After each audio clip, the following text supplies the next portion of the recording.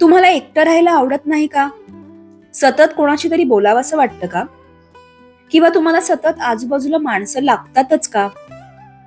असं सगळं असेल तर तुम्हाला हा व्हिडिओ शेवटपर्यंत बघायलाच हवा. व्हिडिओच्या नावाप्रमाणे मी तुम्हाला आज सांगणार आहे की स्वतःसोबत आनंदी कसं राहायचं आणि मुख्य म्हणजे स्वतःची कंपनी एन्जॉय करणं का महत्वाचं आहे. तर मंडळी, आपण बऱ्याच गोष्टींसाठी दुसऱ्यांवर अवलंबून असतो. जसं की आर्थिक गरजांसाठी कुणावर तरी अवलंबून राहणं, निर्णय घ्यायला दुसऱ्याचं मत लागणं, छोट्या छोट्या कामांसाठीही मदतीची वाट पाहणं आणि आपल्या सुरक्षिततेसाठी किंवा स्थैर्यासाठी एखाद्या व्यक्तीची गरज भासणं. हळूहळू ही अवलंबित्वाची सवय आपल्या मनात इतकी खोल रुजते की स्वतः एकटं उभं राहणं आपल्याला कठीण वाटू लागतं. आणि मग हेच अवलंबित्व नात्यात, भावनात आणि आनंदातही दिसू लागतं.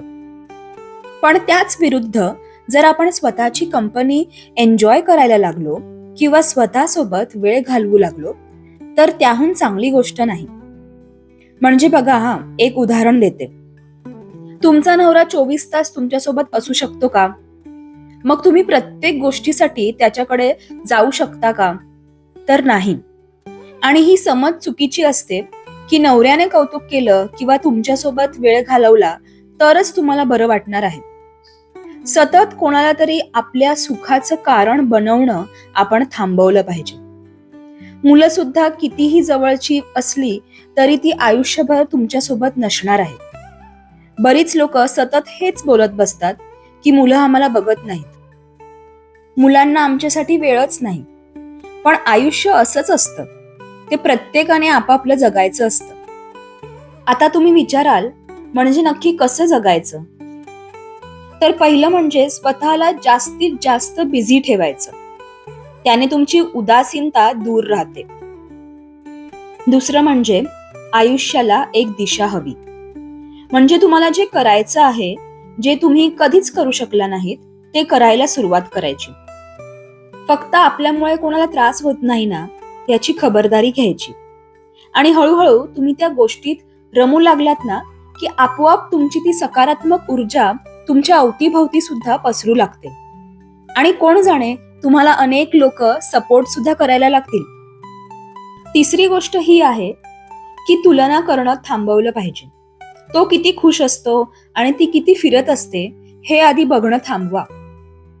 प्रत्येकाचं आयुष्य, प्रत्येकाची परिस्थिती ही वेगळी असते. ज्यावेळी तुम्ही ही तुलना सुरू करता ना, त्याच वेळी तुम्ही नकारात्मक ऊर्जा पसरवता आणि त्यामुळे तुम्हाला सतत बेचैन वाटत राहतं. आता तुम्हीच सांगा, जर तुमचं मन बेचैन असेल तर एकटे काय, तुम्ही कुठल्याच परिस्थितीत खुश राहू शकणार नाही. मनातला हा गोंधळ आधी शांत करा आणि मग हळूहळू स्वतःच्या आयुष्याकडे लक्ष द्या. आणि आपोआप तुम्हाला लक्षात येईल की खरं तर तुम्ही किती सुखी आहात. रोजच्या कामांचा कंटाळा करणं बंद करा. आपण ही कामं करू शकतोय म्हणजेच आपण निरोगी आहोत, आणि ह्यापेक्षा मोठा आशीर्वाद अजून काय असू शकतो. आणि तुम्हाला स्वतःची कंपनी एन्जॉय करता यावी म्हणून रोजच्या कामात सुद्धा एक वेगळेपण आणा. जसं की गाणी ऐकत भांडी घासणे, टीव्ही बघत भाजी निवडणे, मध्येच काहीतरी छान सुचलं तर ते लिहून काढणे वगैरे वगैरे. कधी कधी कंटाळा येतोच, मी समजू शकते. मग तेव्हा चक्क काहीच करायचं नाही. काही अडत नाही एक दिवस कामं केली नाहीत तर. स्वतःसाठी काहीतरी छान करायचं. एक फक्कड चहाचा कप, तुम्ही आणि तुमचा एकांत. अजून काय पाहिजे आयुष्यात? पाचवी आणि सगळ्यात महत्वाची गोष्ट म्हणजे स्वतःशी बोलायला शिका. आपण सगळ्यांशी बोलतो, सगळ्यांचं ऐकतो, पण स्वतःचं मन काय म्हणतं हे ऐकायला वेळच देत नाही. कधी शांत बसून स्वतःला विचारा, आज मला नेमकं काय वाटतंय? मी खरंच खुश आहे का? मला काय हवंय? या प्रश्नांची उत्तरं लगेच मिळतीलच असं नाही, पण हळूहळू स्वतःशी हा संवाद सुरू झाला ना की तुम्हाला बाहेर कोणाच्याही आधाराची गरज वाटणार नाही. स्वतःचं मन समजून घेतलं की एकटेपणा भीतीदायक वाटत नाही, तो निवांत वाटू लागतो.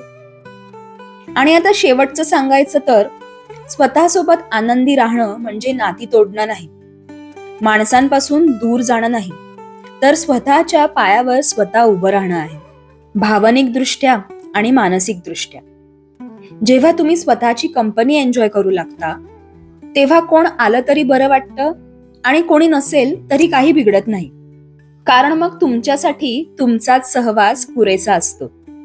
आणि खरं सांगायचं तर स्वतःसोबत खुश राहता आलं तर आयुष्य खूप हलकं, शांत आणि सुंदर होतं.